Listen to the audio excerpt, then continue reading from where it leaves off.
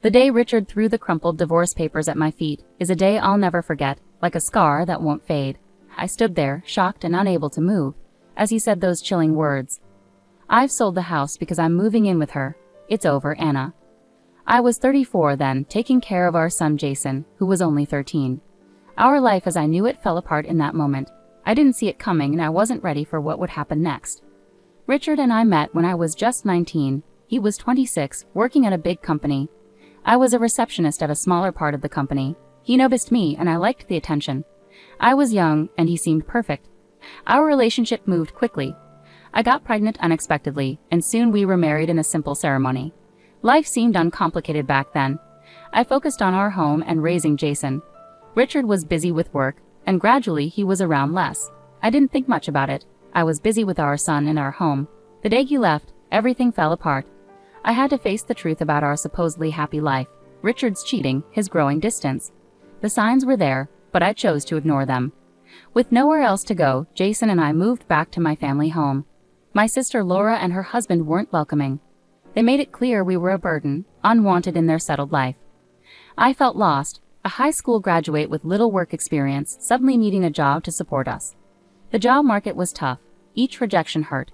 But I had Jason to care for, a young boy facing grown-up problems. In my desperation, I found a job at a call center. It wasn't perfect, but it was a start, a glimmer of hope in my dark days. The work was hard, long hours, upset customers, constant business. But it gave me purpose again, something I'd lost in all the turmoil. As I started working in the corporate world, I realized how sheltered I'd been. My lack of knowledge, especially about legal things like divorce and alimony, made me vulnerable to Richard's decisions. This realization sparked something inside me. I promised myself I'd never feel so powerless again. I threw myself into learning about the world outside home and family. Watching Jason grow up, I saw how our situation affected him. He became quieter, more serious than other kids his age, with eyes that seemed older than he was, but he was tough, adapting to our new life with a strength I admired. Our journey was just starting, a path full of challenges and discoveries. But through those challenges, I discovered a resilience I didn't know I had. And from those discoveries, I found a determination to stand up for ourselves and claim what we deserved. Life at my sister Laura's house reminded me every day of how much we had fallen. Her husband Mark didn't hide his dislike, often saying, "Anna, you need to find your own place soon. We can't keep supporting you forever." The pressure was constant. I looked through job listings every day, and every rejection made me feel worse. But Jason's quiet strength kept me going. Despite everything, he stayed focused on his studies, never giving up. One day I found a job opening at a customer service center. It wasn't fancy, but it was a chance. The interview was nerve-wracking. Sitting there in my old suit with a sparse resume, I felt out of place. "Why are you interested in this job?" the interviewer asked. I wanted to say I have no other option, but instead, I forced a smile and replied, "I'm seeking a chance to learn and develop." To my surprise, they offered me the job. It was a contract role, but it was a beginning. When I told Laura and Mark, I felt a mix of relief and a pang of inadequacy when Mark commented, "Finally, you can start pulling your weight." The job was tough, the fast pace, the constant calls. It was overwhelming, but I pushed through, motivated by Jason's needs and my determination to prove myself. As I settled into the routine, I couldn't stop thinking about my marriage with Richard. How did I miss the signs? The late nights, the mysterious disappearances, the hushed phone conversations. I ignored them, believing in a facade of happiness. But the truth was, Richard had a double life, and I was just a convenient cover. Realizing the truth was hard to accept. It sparked anger toward Richard for his betrayal and toward myself for being so trusting. But a conversation with a coworker changed everything. She, a single mother like me but more knowledgeable, said something that hit home. "Anna, did you receive any alimony or child support? You know you're entitled to it, right?" I was shocked. It hadn't even occurred to me. Richard had left us with nothing, and I had simply accepted it. That moment made me see how little I knew and how unprepared I was. Determined to set things right, I started educating myself. I read books, searched online, anything I could find about divorce and family law. The more I learned, the clearer it became how Richard had manipulated the situation. One day I got a call from Jason's school. He'd been in a fight. My heart sank as I hurried there, fearing the worst. But what I found wasn't a troubled kid, it was a young man pushed too far. "He called you a gold digger," Jason said, eyes blazing with anger. "He said you were after Dad's money. I couldn't let him say that about you." I was stunned. Our pain and shame had reached my son, poisoning his world. It was a wake-up call. I couldn't let Richard's betrayal define us anymore. That night, watching Jason sleep, I made a promise. I would fight back. I would reclaim what Richard took from us, not just for me, but for Jason too. It was time for Richard to face the consequences. The small apartment we moved into was a world away from our old home with Richard, but it was ours. The walls were empty, furniture basic, but it marked a fresh beginning. Jason adjusted quickly, surprising me with his resilience. He threw himself into school with a passion that impressed and worried me. "I want to do well, Mom, for us," Jason would say, his determination shining through his words. I'd been at the call center for a year now. The job was still tough, but I'd grown more confident, handling challenges better. It was a small sense of achievement, but it reminded me I wasn't just Richard's ex-wife. One evening at dinner, Jason looked up and asked, "Mom, do you ever think about Dad?" His question caught me off guard. We rarely talked about Richard. "Sometimes," I said, "but not the way you might think. I think about what he did to us, how he left us with nothing." Jason's eyes hardened. I hate him for that. He thinks he can walk away without any consequences. His words struck a chord in me. His anger and sense of injustice resonated deeply with my own feelings. "You're right," I replied firmly. "He shouldn't get away with it." In the following weeks, I delved into research about divorce and family law. I learned about alimony, child support, and the legal options available. The more I understood, the more empowered I felt. Then, a breakthrough happened. I discovered that in cases of infidelity, the betrayed spouse could seek alimony even years after the divorce under certain circumstances. This revelation was eye-opening. Richard's cheating had left traces. The late-night calls, secretive behavior, it all pointed to his betrayal. Buoyed by this revelation, I sought out a lawyer. She was understanding, her eyes showing empathy beyond professional duty. "You have a case," she confirmed, "but it won't be easy. Are you prepared for this?" I nodded, my determination solid. "I'm ready, for myself and for Jason." The lawyer outlined our strategy. We would pursue alimony, highlighting Richard's infidelity and his failure to support us financially after the divorce. It would be a challenging process, but I was prepared. I had to be. Jason stood by me, his quiet strength a reassuring presence. "We'll get through this, Mom," he assured me. "We're in this together." On the day we filed the lawsuit, I felt a whirlwind of emotions, fear, anxiety, but most of all, a sense of justice. Richard had hurt us, and it was time for him to face the consequences. As the legal battle unfolded, I braced myself for the pushback. Richard wasn't going to accept this quietly, but I wasn't the naive woman he left behind. I had grown stronger, more knowledgeable, and I was prepared to fight. The legal battle against Richard opened a Pandora's box. The lawyer's investigation uncovered more than just infidelity. It exposed a web of lies and deceit that Richard had spun over the years. One afternoon in the lawyer's office, she handed us a file. "This is more than I expected," she said gravely. Richard wasn't just cheating, he was leading a double life. The documents painted a damning picture. Bank statements, credit card bills, and photos revealing Richard's secret life. He lived lavishly while neglecting his family. "Take a look at this," the lawyer pointed to a photo. It showed Richard, smiling and carefree with another woman, his arm around her. My heart sank at the sight, but I faced it head-on. This was the harsh truth. Jason's expression hardened as he examined the evidence. "How could he do this to us? To you?" His voice betrayed a mix of anger and disbelief. "We'll hold him accountable," I asserted firmly. "He won't escape this." The legal battle took its toll. Richard's lawyers were aggressive, trying to undermine me, portraying me as a bitter ex-wife. But I stood my ground, supported by Jason and our lawyer, bolstered by the evidence we had gathered. Then came the day of the deposition. Richard sat opposite us, looking confident. However, that confidence faded as our lawyer began presenting the evidence. "Mr. Richard, can you explain these expenses?" she asked, her tone sharp, sliding the bank statements across the table. Richard glanced at the documents, and I sensed a flicker of panic. "These are personal expenses. They're unrelated to my marriage." "And these photos," the lawyer continued, her gaze steady, "they tell a different story." Richard's facade began to crack. He stumbled for words, his composure slipping. "It was just a fling, nothing serious." Jason cut in, his voice cold. "You destroyed our family for a fling." The tension in the room was palpable. Richard's lawyer tried to intervene, but it was too late. The evidence was damning, Richard's excuses weak and unconvincing. Leaving the deposition, I felt a mix of satisfaction and vindication. Richard had been exposed as a cheater. But the legal battle wasn't over. Richard would surely fight back. Yet I was prepared. For the first time, I felt empowered.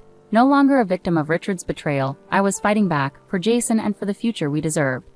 As the lawsuit dragged on, each hearing more contentious than the last, an unexpected twist emerged. One evening, Jason came home with an unusual expression. "Mom, you won't believe what happened today," he said, a mix of disbelief and amusement in his voice. "What happened?" I asked eagerly. "I had a job interview today at a pharmaceutical company. Guess who the HR manager is?" I felt a shiver down my spine. "Not Richard?" Jason nodded grimly. "Yes, Richard. He didn't recognize me at first. I guess he's forgotten his own son's face." The irony was bitter. Richard, who had abandoned his family for his career, was now unwittingly interviewing his own son. "What did you do?" I asked, feeling a mix of curiosity and concern. A cold determination flashed in Jason's eyes. I played along at first, but then he paused, a smirk appearing on his face. In the end, I couldn't resist. I asked him if the company condones affairs. The look on his face was unforgettable when he realized who I was. I felt torn between shock and a strange satisfaction. Richard, confronted by the son he had abandoned, in a place where he typically felt powerful. "What did he say?" I asked eagerly. "He denied it, of course," Jason replied, so I pressed on. I asked him how he could interview me after tearing our family apart for his own selfish reasons. Jason's voice held bitterness, but also a hint of triumph. He was speechless. I left him there, grappling with his guilt. The revelation hit me hard. Richard was finally facing the consequences of his actions in a way he never expected. It was a twist of fate that felt almost poetic. "But why did you go to that interview?" I asked, still trying to process it all. Jason's answer was simple yet profound. "I needed to confront him face to face, to show him that despite everything, he didn't break us. We're still standing, and we're fighting back." The aftermath of Jason's encounter with Richard at the job interview stirred waves in our ongoing legal battle. Richard, now confronted by his own son, grew more desperate in his defense. Our lawyer, Miss Carter, called us for a strategy meeting. "Richard's lawyers are pushing for a settlement," she informed us in her office, "but considering the evidence and Jason's testimony, I believe we can aim higher. What do you want to do?" I turned to Jason, wanting his input. His expression was resolute, his determination unwavering. "We press forward," he declared firmly. "He needs to face consequences, not just financially, but morally as well." Miss Carter nodded firmly. "Okay, let's get ready for the next meeting. It's going to be tough, but we have the truth on our side." The meeting turned out to be really hard. Richard's lawyer tried to make him seem sorry for his actions, but Miss Carter kept going, showing proof of how Richard had lied and not taken care of his family. Richard went up to speak, seeming both stubborn and fake sorry. "I'm sorry for hurting my family," he said, but his voice didn't sound like he meant it. "But I think the deal they're offering is fair." His words didn't feel true, and I got really mad. How could he act like he was the one who was hurt after everything he'd done? That's when Jason spoke out. "Fair and just?" he challenged, his voice strong yet filled with emotion. "Was it fair to leave your family behind, to lie and cheat, while we struggled to make ends meet?" The courtroom went quiet, Jason's words hanging heavily in the air. Richard glanced at his son, perhaps feeling a flicker of guilt, but it was too late for regrets. After thinking it over, the judge decided in our favor. The settlement was much more than what Richard had offered, a clear recognition of the harm he had caused. Leaving the courthouse, I felt a sense of justice. It wasn't just about the money, it was about holding Richard responsible for his actions. "We did it, Mom," Jason said, a small smile forming. "We finally made him face the consequences." The victory in court against Richard wasn't just about winning, it was about restoring our dignity and beginning to heal. But the story didn't stop there. The fallout from Richard's actions began to affect his life, both at work and personally. One evening, a few weeks after the trial, I got a call from a former colleague who worked with Richard at the pharmaceutical company. "Anna, have you heard about Richard?" she asked, sounding surprised and intrigued. "No, what happened?" I replied, feeling a mix of curiosity and concern. "He's been demoted," she disclosed. "After your lawsuit, the company did their own investigation. Turns out he was using company resources for personal matters. They've reassigned him to a remote factory, basically ending his career." I sat in silence, shocked. Richard, once a rising star at his company, was now facing the consequences of his actions in a fitting manner. His career, something he valued above us, was crumbling. Jason listened quietly as I shared the news. "Good," he said simply, though his eyes showed a deeper satisfaction. "He's getting what he deserves." But the consequences continued. Richard's social circle, once close-knit, began to distance themselves. His reputation, damaged by the lawsuit and company investigation, became a liability. I heard from different sources about Richard's downfall, how he had to sell his apartment to cover the settlement and legal costs, and how his second wife, the woman he left us for, struggled with their reduced lifestyle. As I thought about these events, it became clear that Richard had brought this upon himself. His selfish and deceitful choices had led to his downfall. Reflecting on it all, I saw it wasn't just about revenge. It was about justice, about the universe correcting a wrong. Jason and I discussed this one evening, our conversation more contemplative than vengeful. "Do you pity him?" Jason asked, his tone even. I hesitated, pondering his question. "No," I replied finally, "but I do feel a sense of closure. It's like a chapter has finally ended, allowing us to start fresh." Jason nodded in agreement. "Yeah, it's time to move forward, focus on our own lives." With the legal battle settled and Richard facing the consequences of his actions, Anna and Jason looked ahead to the future, feeling the weight of the past gradually lift from their shoulders. They had endured hardships and emerged stronger, ready to embrace the next phase of their lives. As the legal issues faded into the background and Richard dealt with the fallout, a new sense of freedom settled over us. It was like we had been freed from a dark cloud that had hung over us for years. Our modest apartment, once a symbol of our struggles, began to feel more like a home. We were decorated, making it a reflection of our fresh start. The walls, once bare, now held artwork, and shelves were filled with books and cherished memories. Jason, now more relaxed and focused, was excelling in his studies. His earlier determination, fueled by anger and a quest for justice, had evolved into a genuine love for learning. "I'm thinking of applying for a research internship this summer," he shared one evening, his eyes shining with excitement. "That's fantastic, Jason," I replied, feeling proud. "You've put in so much effort for this." Our conversations had shifted from dwelling on the past to discussing the future, what we had endured and what we hoped to achieve. We talked about travel, the places we dreamed of visiting, and the experiences we wanted to have. One day, while we sat enjoying coffee in our newly decorated living room, I brought up a topic that had been on my mind. "Jason, have you considered dating? You know, meeting someone special." He chuckled, slightly embarrassed.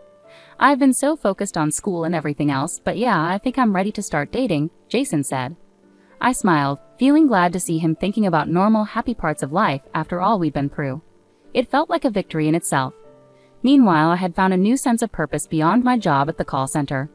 I started volunteering at a local community center, helping other women who had faced similar challenges. Sharing my story and offering support brought a deep sense of fulfillment I hadn't experienced before. One evening, as Jason and I sat on our balcony under the stars, a peaceful feeling surrounded us. "Mom, do you ever think about Dad anymore?" Jason asked softly. I paused, thinking about his question. "Sometimes," I admitted, but not with anger or resentment. "I think about how much we've grown since then, how he was a part of our journey but not the whole story." Jason nodded in understanding. "Yeah," he agreed, "I feel the same. He's just a chapter in our past." We sat quietly for a moment, each lost in our own thoughts. The journey we'd been through wasn't one we'd chosen, but it had shaped us in ways we never expected.